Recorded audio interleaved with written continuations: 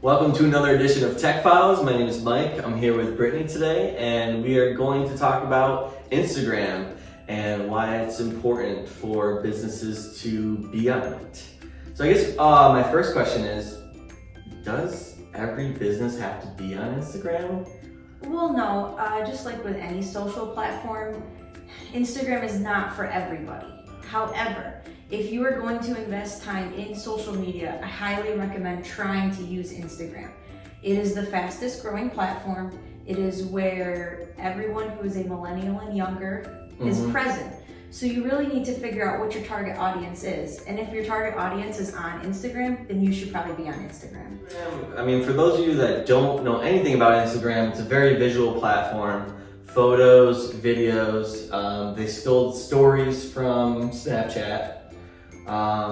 And Facebook owns Instagram now, so just keep that in mind. They're connected. In the grand scheme of things. Why should companies be on Instagram? Like, what's the benefit of being on there and getting your brand out there?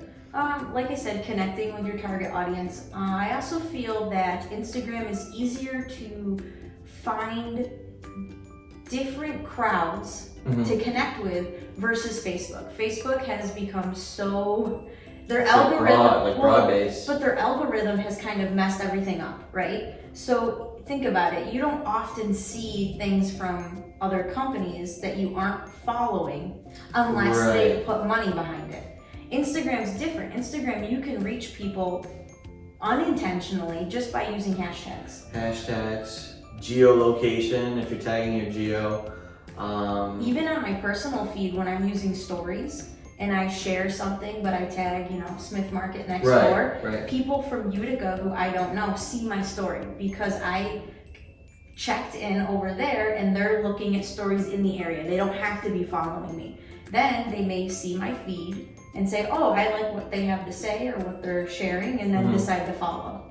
I want to bring up TikTok just for a second, because TikTok, I've been trying to figure out what it is and what it's all about. And I think what's really gaining momentum in that is the fact that they have your homepage is so random. It's it's people you don't know, people you don't follow, and it's so random. And I think Instagram has, just not blatantly in your face. Right. When you hit that Discover tab, you're not following any of those people. Right. That's stuff that Instagram feels you may be interested in based on photos you've liked, photos you've commented on, hashtags you're following, different things like that. And that's where businesses can use it to tap in and find new followers because they're using a hashtag that you're interested in, and poof, now I'm in front of you.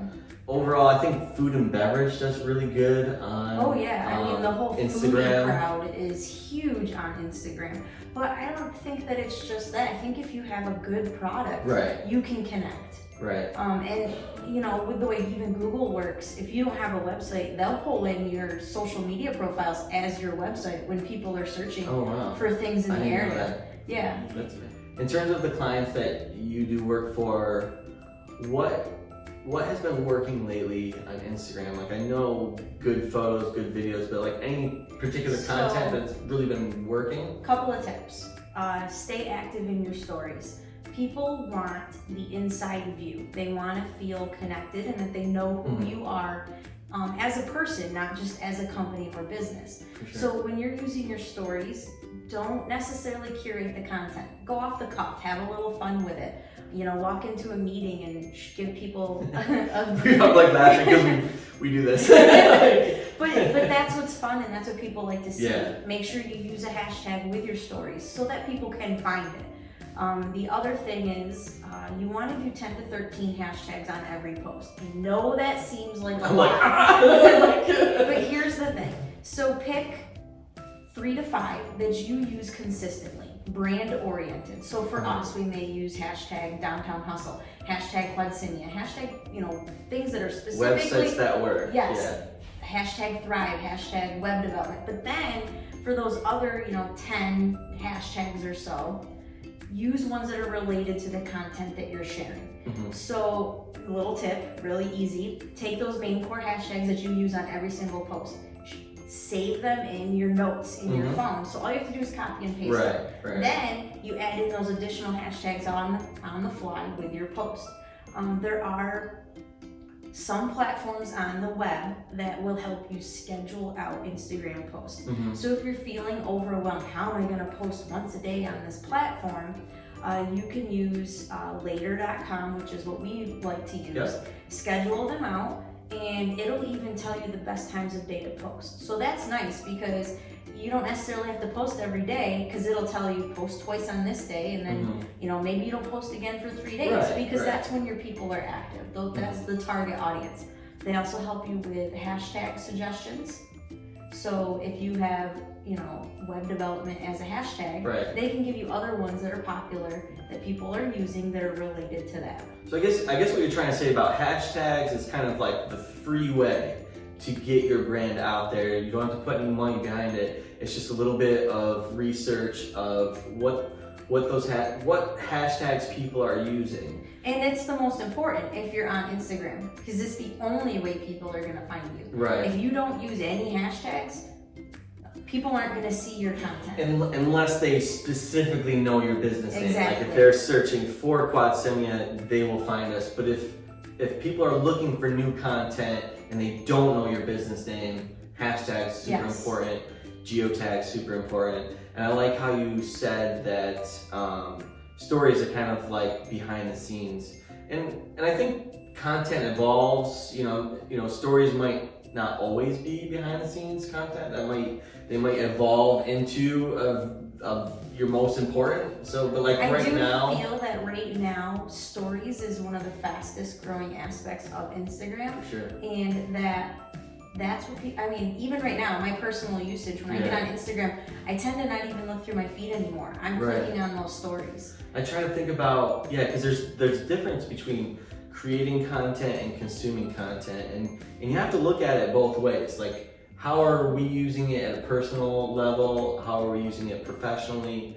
And I think I catch myself, because the stories are at the top. Right when you... Well, and they just go. You don't really have to do anything unless you want to interact with the story. It's a very easy way to interact with people, because when you respond to a story, it goes straight to their direct messages. And you can have a lot of fun. Yes, we're telling you to do behind the scenes content, but you could schedule ahead of time to have like an Instagram takeover. For sure. Yeah, and even you don't have to be Boilermaker where it's running and people love that. That's so easy. Even at Quadsimia, we could do an Instagram takeover, and you could have one employee for the whole day run Quadsimia's Instagram and share what they're doing, what they're working on, who they interact with. Now we have to do this. You're welcome. So you might see Brittany taking over stories sometime soon on our Instagram page. I think she wants to. Are you saying that you want to? Whatever you need like that. So, if you'd like to learn more about Instagram, how it works, creating content, feel free to reach out to Quadsimia via our website, our contact page. You can message us on Instagram, Facebook, any of our social media outlets, and we'd love to hear from you. Also, comment on this video if there's specific topics you would like us to talk about in the future. And we will see you next time on Tech Files. Thanks for having us.